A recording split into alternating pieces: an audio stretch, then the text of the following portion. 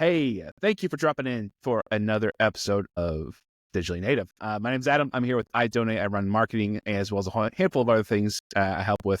But more importantly is who is here with me today. And I've got my buddy, Nathan Hill from NextAfter joining to talk about a lot of stuff, Giving Tuesday recap, what that actually means for end of year campaigns, how to do some fine tunes last minute to make sure that we're capitalizing on what is effectively 40% almost sometimes of the total year-end fundraising revenue potentially for your nonprofit. I can keep on going on and on about what Nathan can do and does, but probably best to let him do it. Nathan, what's good, man?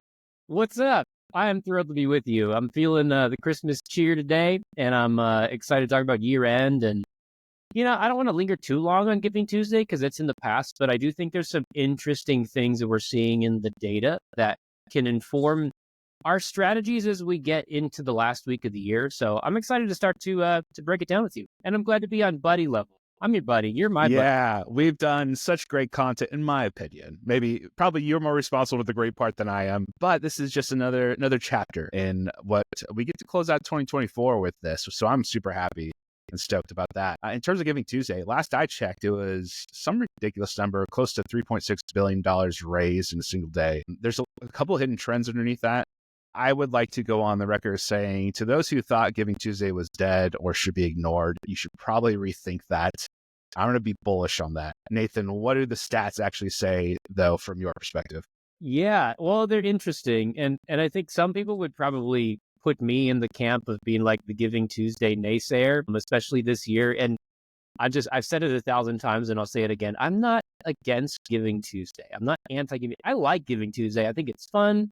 There's a ton of revenue that comes in. I just never want someone to miss the bigger picture, which is how much more comes in at the end of the year. Because what the data has been telling us is we've been doing a lot of research on this. I mean, for at least 8 years now, is that so many nonprofits increasingly put all their eggs in the Giving Tuesday basket and often completely forget about the last week of the year. So anyway, I want to say that up front. I'm not against it.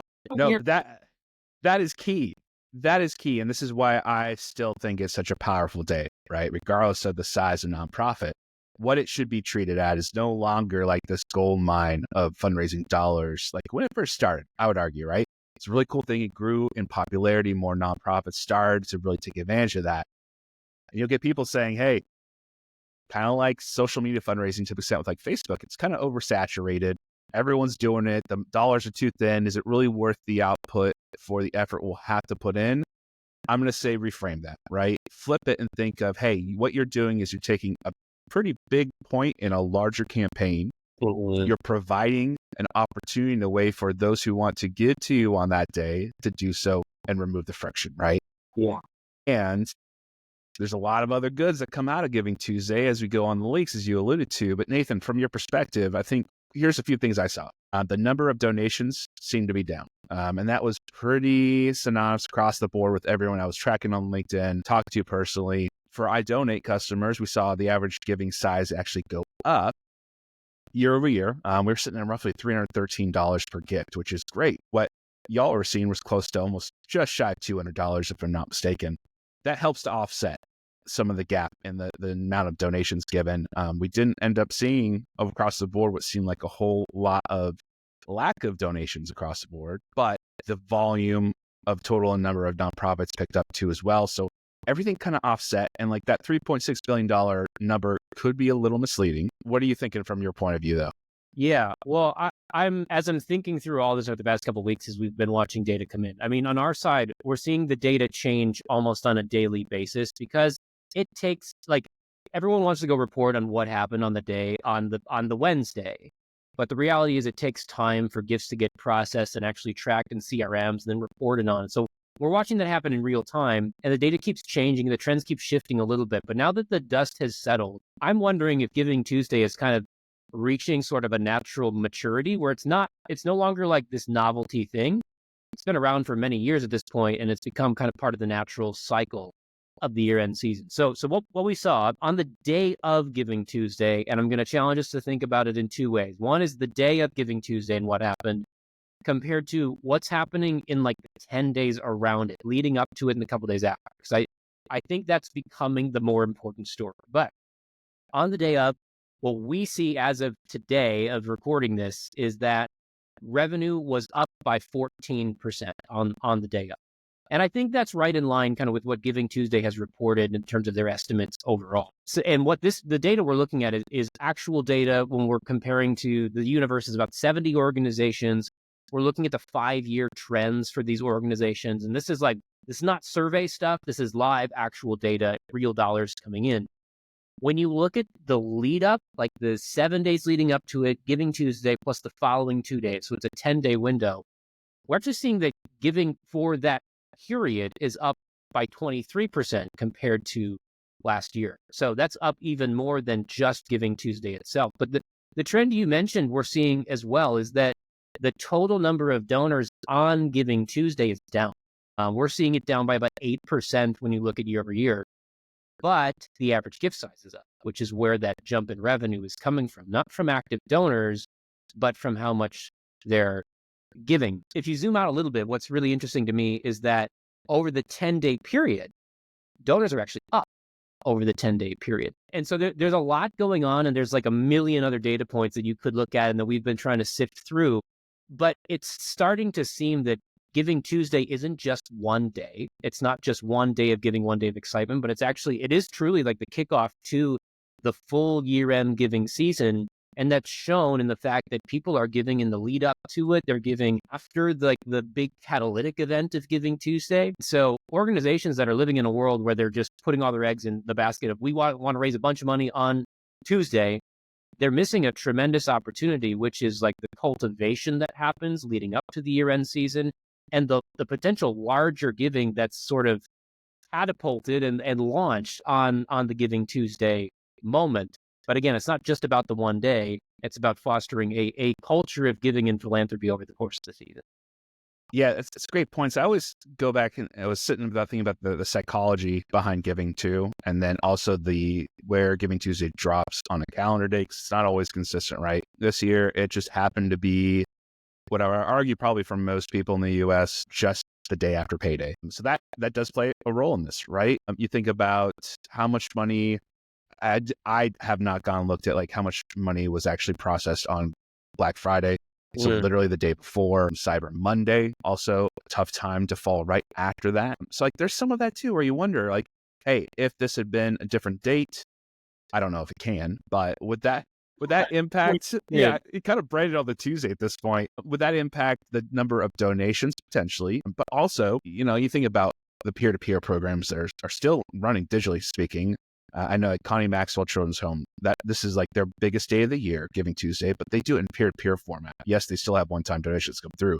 They did some incredible work, raising upwards of $750 million, I believe, on just a single day to support a new campaign. Like that's incredible stuff. And that maybe is one for every 100 nonprofits, but that's also taken years and years of cultivating. And they also do such a phenomenal job, like you mentioned, all throughout the year.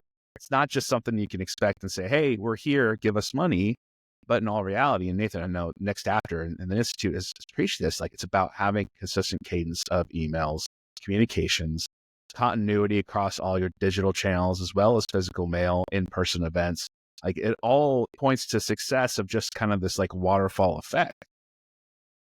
The other interesting point that we're seeing in the data that starts to maybe change some of the narrative around Giving Tuesday, at least in my view, is that, and you've probably heard this too, that there's been this idea, and there's data to support it, that Giving Tuesday is a great like acquisition day because there's a lot of excitement, there's a lot of hype. And especially I would think if you're running more like peer-to-peer campaigns and stuff, what a great day to get people excited about giving and the cause that you care about most. But what we saw this year is it was pretty flat in terms of new donor acquisition. And that's the trend we've been seeing over the past few years. Like right after COVID, there was this enormous spike. In fact, as we're talking, I'll pull up the data because it's interesting.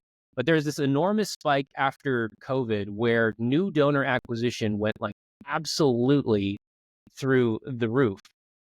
And then since then, there's been, marginal growth year over year in terms of the new donors that are coming in. But this year it was pretty flat.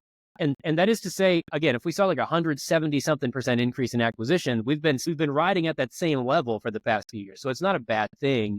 but we're not seeing this continued like major growth in new donor acquisition from Giving Tuesday anymore. It's sort of plateaued. At least that's what the data suggests this year. It could change next year, but that's the trend we're starting to see, which is why I'm starting to think, I wonder if we're reaching this point of maturity of Giving Tuesday, where it's not just purely about acquisition anymore. It's not quite this like, oh, what's this brand new thing about giving and being generous after Cyber Monday, after I spent all my money on Amazon. But now it's moving into like a staple event on the calendar that's less about the day and more about the kickoff to the season. And it's becoming a really great day for actually reactivating people who have either, maybe they gave earlier in this year, or maybe they haven't quite given to you this year. They've given in the past, but this is the catalytic moment to help them choose to give to you again. So it's no longer just about acquisition, but it's a great retention play for your existing donor base.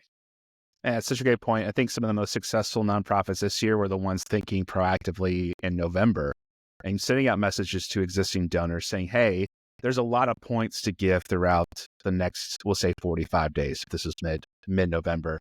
Here's how we're doing it. Here's where we would love you to show up. Here's the impact of those donations, especially for doing specific designations or programs for specific days.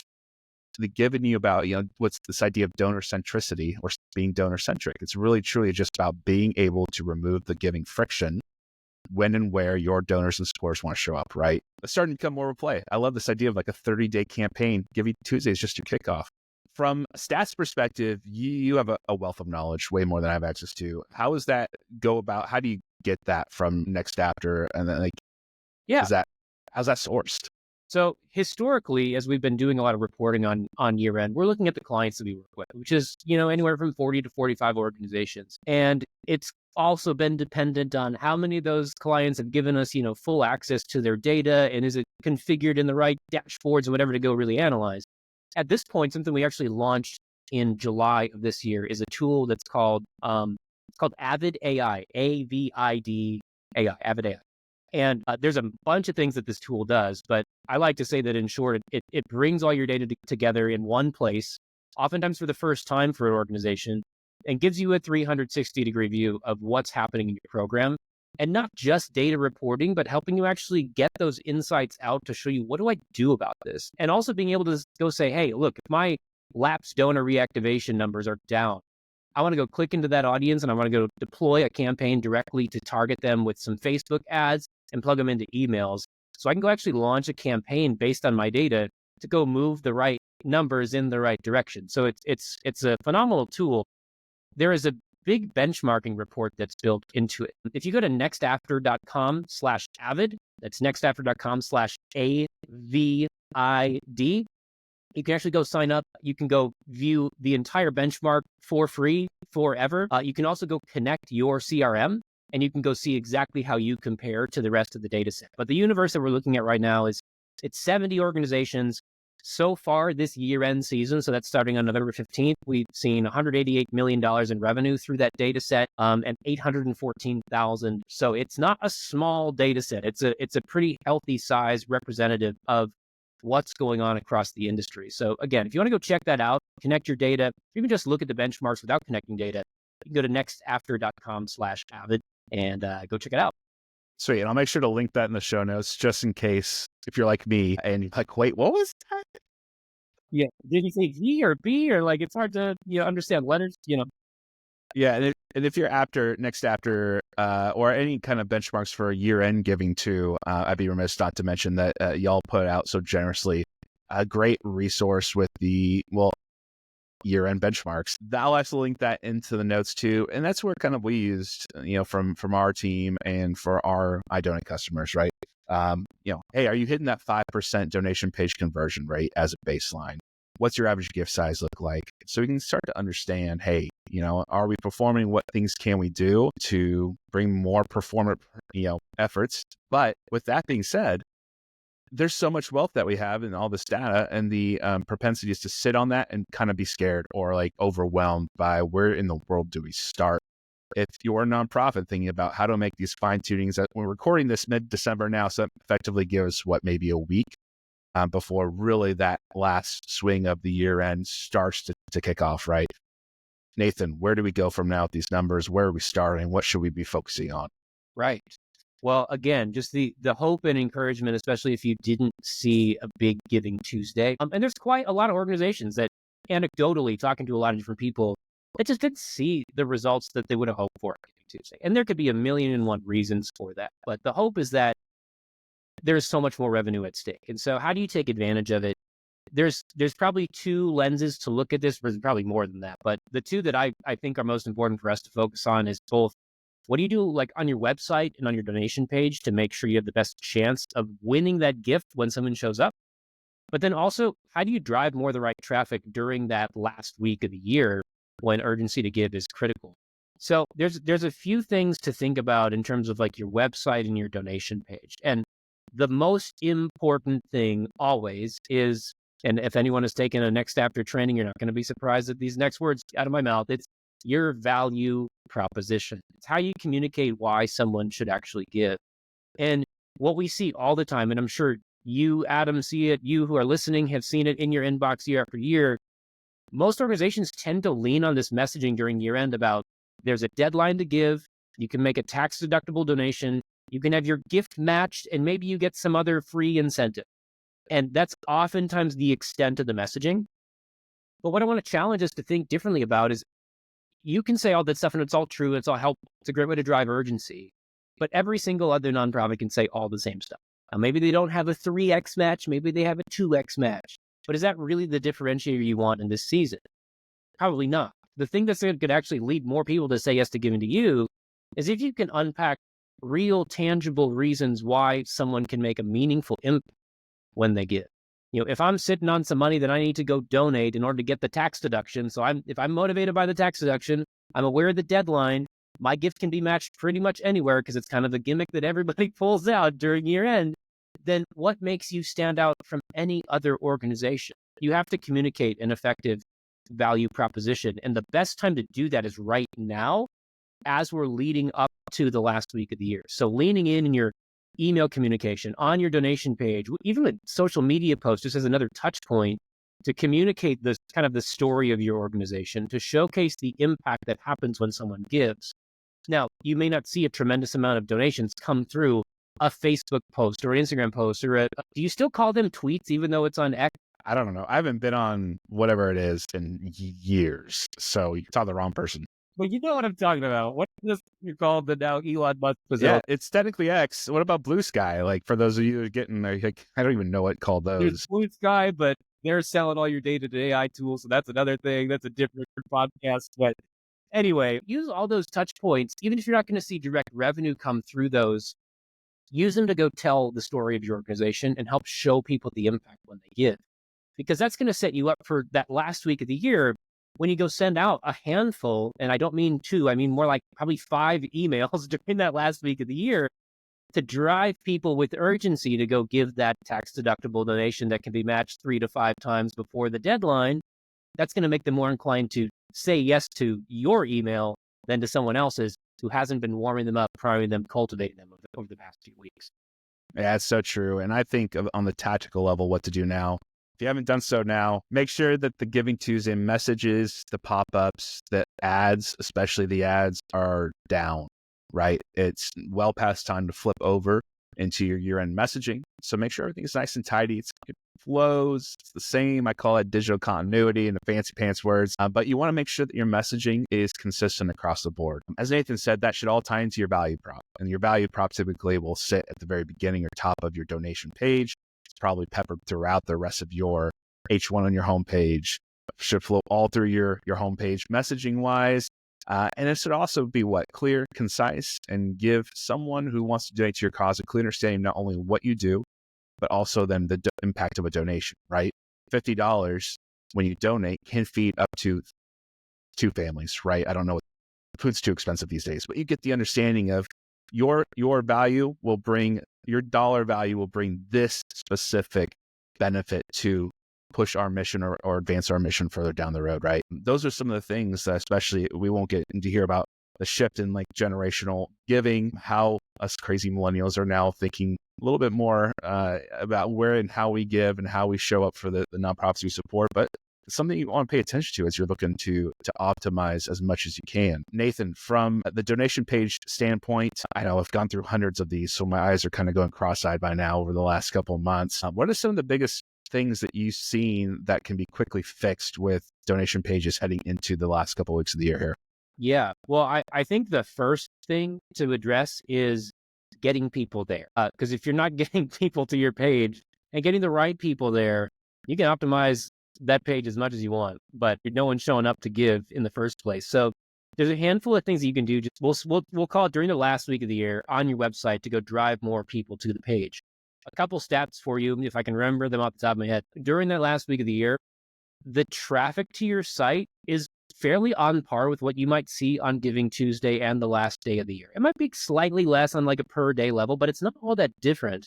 The difference though is the average conversion rates and the average gift size during the last week. They go through the roof. If you compare to like Giving Tuesday, average conversion rate on Giving Tuesday again is like that 5% of your website traffic.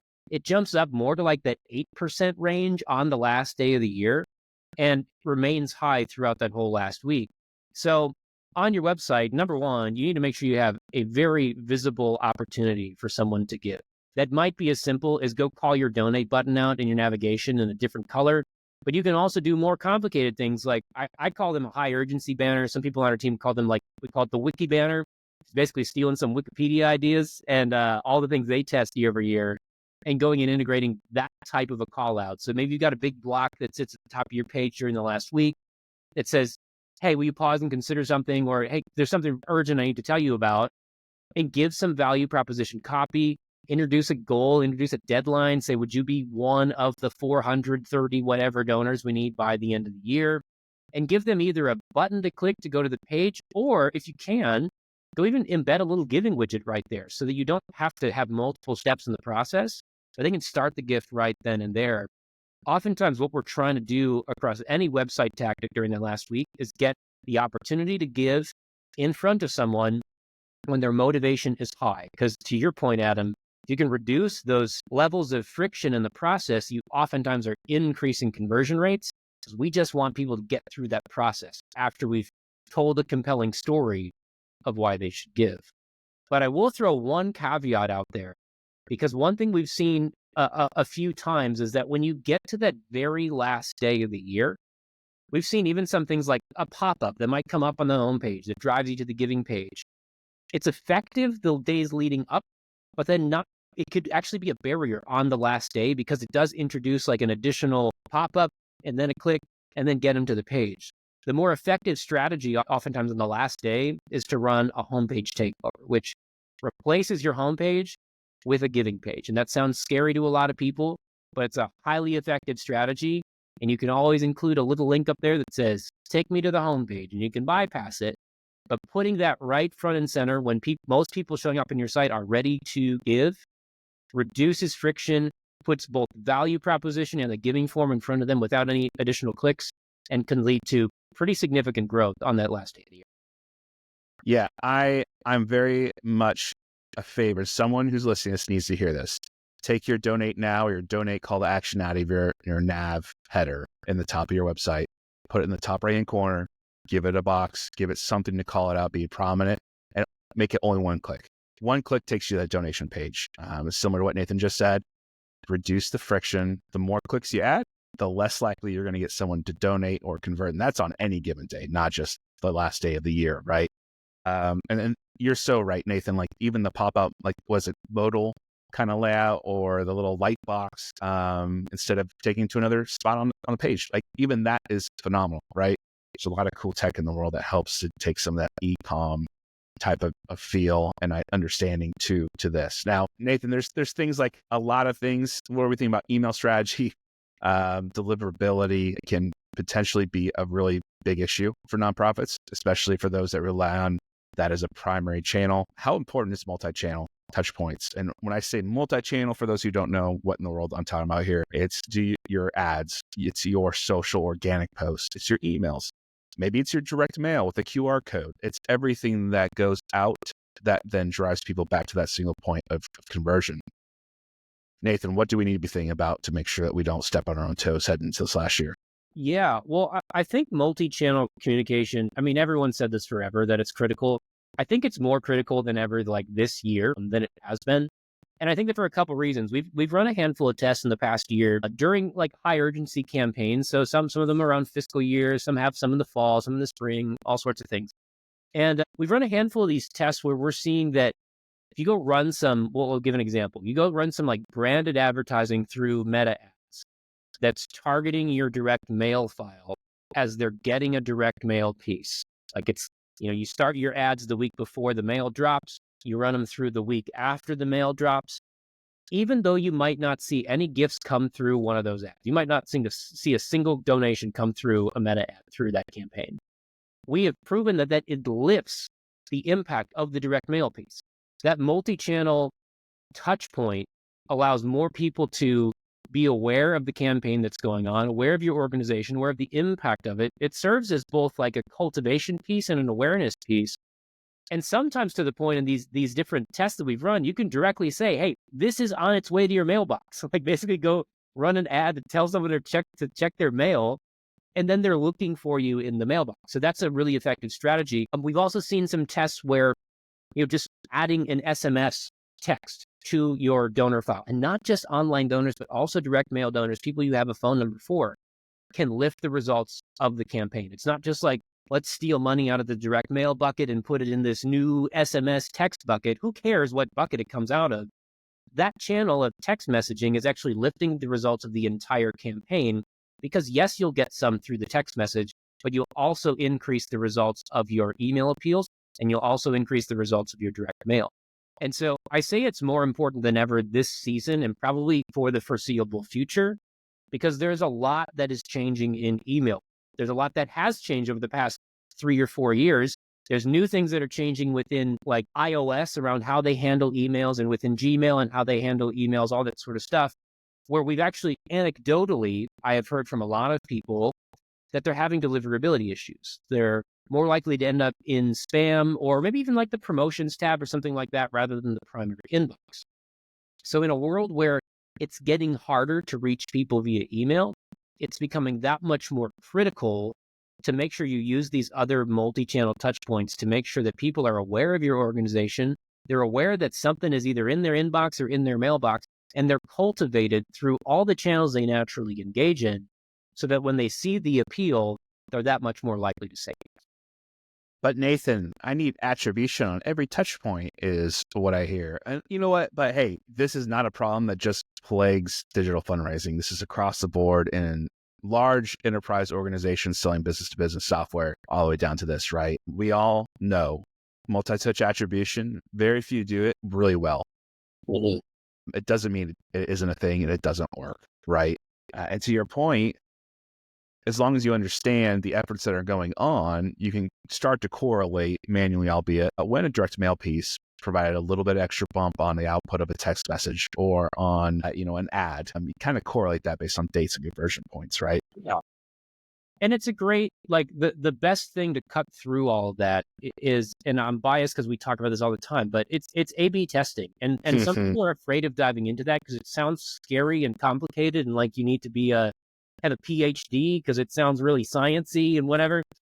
If you went to 7th grade, you understand the testing process, because it's the basic scientific method where you're saying, I have a hypothesis. I think this idea might lead to a change in performance. You're going to go split your traffic or split your direct mail file, and you're going to run both versions. You're going to see which one wins. Now, you might say, well, we don't have enough people. We don't have enough volume. We don't have enough people on our mailing list or email address list. I'd rather just get started and get some anecdotal evidence as to where things are going, because that's certainly better than nothing. And over time, as you improve results, maybe you get to a point where you run some really valid tests with statistically significant results, but get started. And I would encourage you to not live in fear about that, but it's much better to get started, get some data flowing, because you're going to start to learn more about your donors and what actually works. And the testing is going to help you very clearly see, even if I don't see revenue coming directly through my advertising channel that's running branded ads or my SMS channel, I know how it's impacting all my other channels, which is going to help you go justify the investment. Sure. Yeah, and to that point, you don't need fancy pants software either, right? A lot of email service providers provide some semblance of A/B testing. Now, granted, it might be limited, but hey, start with testing your email headline. Start by testing certain aspects of your body copy, if you're allowed, if it provides the opportunity. If you got something like Donate, we've got built-in A/B testing tools with basically no coding. You get stood up with an A/B test within under 5 or 7 minutes, right? And you can test things like gift arrays, colors, copy, and that applies to anything. We've also, I've gotten a little weird the last couple of weeks. I built an A/B testing GPT. Maybe I'll link it in the show notes to see if anyone listens to this. But it's designed to give you exactly what Nathan is outlining, the formulas, how to do a test, how to find statistical relevance if you're really concerned about that, all the way down to conversion tracking and what you should be thinking about benchmarks and the lift you should be getting out of that, right? It doesn't have to be a swing for the moon. Start tiny, start small, but you got to start, right? Because, Nathan, correct me if I'm wrong, 1% better over a 30-day stretch. Put that over 1% climbs over 12 months.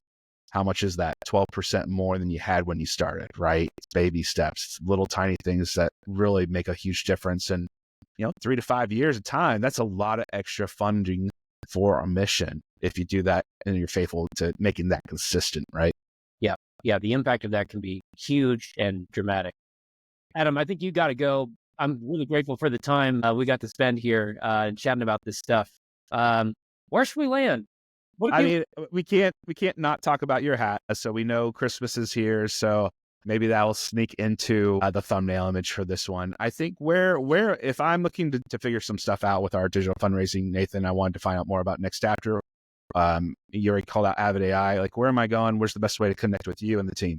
Yeah, if you just head to nextafter.com, there's a ton of resources, a ton of information there. We just put out a lot of blogs and webinars and that sort of stuff is, free learnings to go share with you. We ultimately want to figure out what works to grow giving, and we want to share that with as many nonprofits as we possibly can. And if you want to dive deeper, there's a link at the top that says, let us help, or we would love to go have a conversation with you to see how can we work together to actually systematically and over time grow giving, grow generosity, help you learn more about your donors using our proven methodology to grow programs over time. So if you want to jump to that level, head to nextafter.com, hit the big yellow button in the corner. We can have a chat to see if we can partner together in the future. Easy enough. I'll link that in the show notes too, for those of you who are wondering. Otherwise, Nathan, I think we are good. We got some great content out of this. For those of you listening, thank you so much. Appreciate it. And here's to a successful and impactful last couple of weeks of 2024, which is wild to say. Can't believe that. And if you need anything, you know where to find Nathan, you know where to find myself. Together, we should be able to help with anything regarding digital fundraising aspect. This has been another episode of Digitally Native. I'm Adam here from Donate. Nathan, thank you so much for jumping in and helping out on this next episode. Happy holidays, people. See you in the new year. All right. I'll catch everyone on the flip.